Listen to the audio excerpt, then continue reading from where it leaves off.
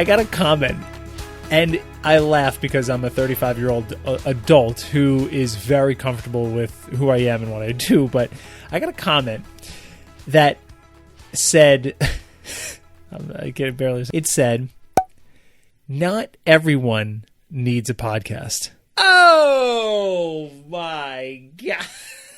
Wow, I did not see that one coming. It was a clip with another guest. Like it was a very good clip. It wasn't like ridiculous or anything.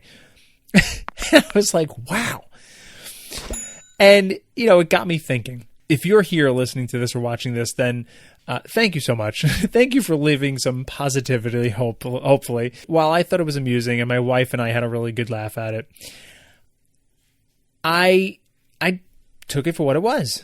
And it was a bully. It was me holding my feet to my fire and like, well, what do I do? Like, what am I going to do about it? I really then started to think and got a little serious. And I thought about the issues with middle school and high school students and what they're dealing with. And the fact that bullies, it is 2023. I mean, we've been talking about bullies for a very, very long time. And they're not going away.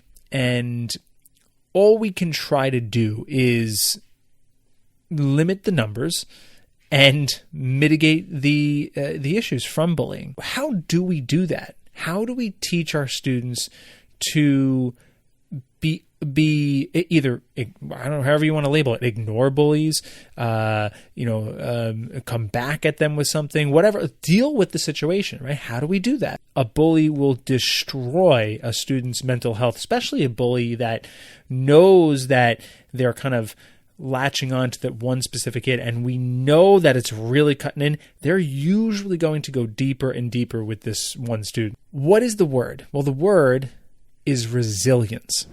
We need to build resilience in our teens because as a 30, 40, 50-year-old adult, we have more than enough resilience, right? We've kind of been through the ropes a little bit. We've been living life. We've had our ups and downs. We've been knocked on our butt quite a few times. So the resilience from experience comes naturally. But when you're dealing with a 14-year-old child and another child is digging into them so specifically, right? This comment from my video wasn't like, you're ugly, you're stupid, you're fat. It was so passively aggressive that if I kind of was a little self-conscious, it would have really hit home. So the resilience, how do we do it? Well, I'm going to give you 3 R's. R number 1 is to reflect. We have to teach our students to find some time to reflect. And that may be self-reflection. That may be talking with a teacher. That may be talking with a parent.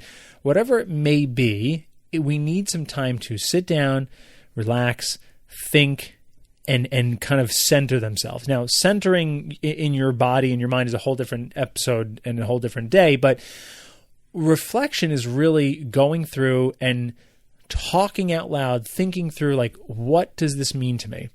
Because if we stay in our head, then we're going to be here, and our minds are really terrible at getting to the bottom of our real feelings. Our minds are protecting ourselves, right? The prehistoric brain is literally protecting what our survival. So this is a terrible thing. The brain is terrible for being able to make some sense of things. So when we sit down and reflect, we may be doing some journaling or whatever it is, but we have that opportunity to say, what does this really, like, what does this mean to me? Why did this hurt me? Why do I think this bully is doing this and saying this? Why, are they hurting? Why maybe are they hurting? Why is this cycle happening? And all these questions that we can maybe find some answers to, maybe not. The idea is simply to just spend some time to reflect. When I was in high school, I gave myself no time to sit down and reflect. I was going 100 miles per hour, and I think that's probably why I look back on high school and I have just an equal amount of a beautiful, fond, amazing memories, as well as regret. because now hindsight is 2020. I can see some of the things that I was completely ignoring and probably hurting people from. Either way, I digress about my high school years. R number 2 is to reframe. Hurt people hurt people. Again, you and I know this. As adults, we know this. Children don't understand this. Why is he hurting me? Why is she saying this? Why do I deserve this? It's not about you. It's about them. They're the ones that are hurting. They're the ones that are going through a tremendous amount of pain and turmoil, and the only way they know to release that pain is to put it out on somebody else, make somebody else feel bad.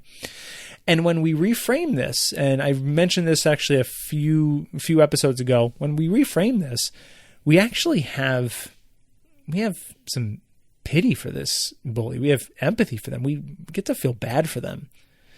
And it is very easy, again, for adults to say this, but that is the truth.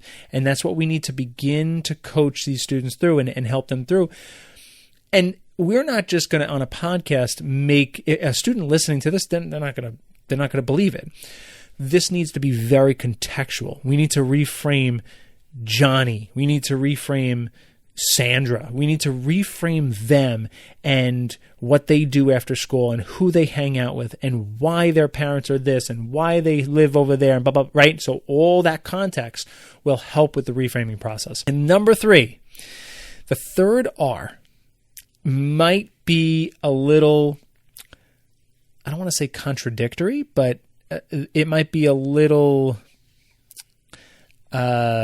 interesting. But I truly believe it from my heart of hearts. The third R is responsibility. And the responsibility of how we feel is solely on us. For a student to hear that is really hard, because ultimately they're going to say, but it's not my fault. This bully is just beating me up. They're coming at me. They're verbally attacking me. It's not my fault. Why? They're making me feel this way. Well, then they are. The reason I say this is because as an adult, as a father, I'll tell you, when we were expecting, this was a matter of months after my mom passed from COVID. To say that I was going through the worst time of my life that maybe even I'll ever go through is an understatement, of course.